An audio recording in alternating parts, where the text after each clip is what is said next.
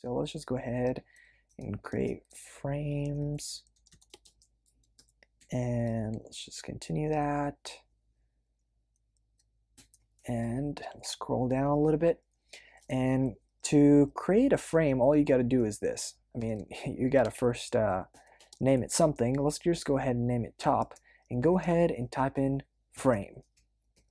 In here, all you got to do is pretty much pass in root, which is, if I can scroll up, which is this thing right here, the main window, and go ahead and type in width of 800 and height of 50, and the background color, go ahead and type in color.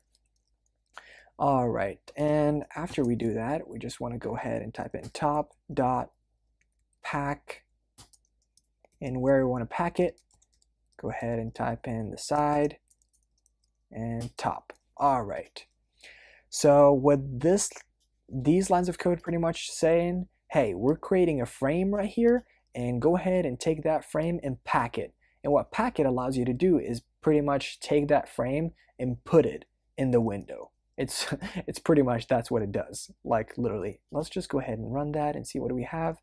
And we do not have anything. It doesn't look very different, and I'll tell you why in a second. Let's just go ahead and change that background color to black. And let's just go ahead and run that. And as you guys can see, this is our frame right here. So in this chunk right here is this frame we've created.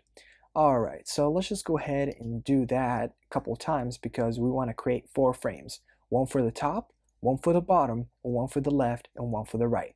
So let's just go ahead and do that. Actually, I can copy this whole thing, paste it right here, give myself a little bit of space, and let's just go ahead and name that bottom because, I mean, it is at the bottom. And let's just go ahead and also change that to bottom. Oops. All right, change that to bottom and change this side to bottom. All right, and let's see, do I need to change the width or the height? No, I don't. Okay, so let's see, and let's change that color to red so we can actually tell the difference. And let's just run that again. And boom, here we have it. This is the top and this is the bottom. All right, looks pretty clear so far. And let's just go ahead and close that. And let's just go ahead and build the left frame in the right frame. So to do that, let's just go ahead and copy this, paste it right here, give yourself a little bit of space so you don't get confused, and go ahead and type in left. And copy that, paste it right here, and change side to left. And let's see, do I want to change the width? I do want to change the width. Let's change that to 600, and let's change that to 400, and you guys will know why in a second.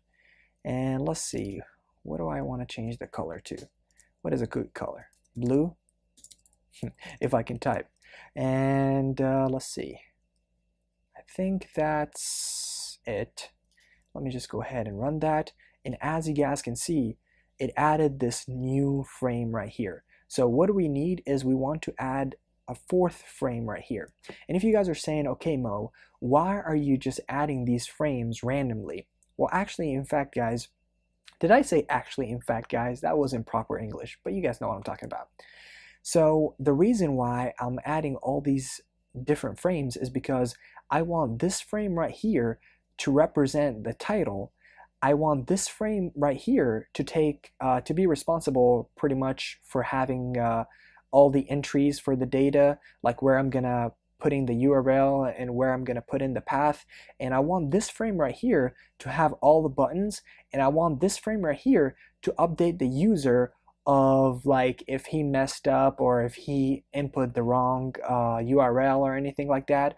So I want to pretty much make my window a little bit organized, and the way I'm doing that is by using frames. So I'm making a frame for the title, a frame for the user input, a frame for the button, and a frame for updating the user about what's going on currently.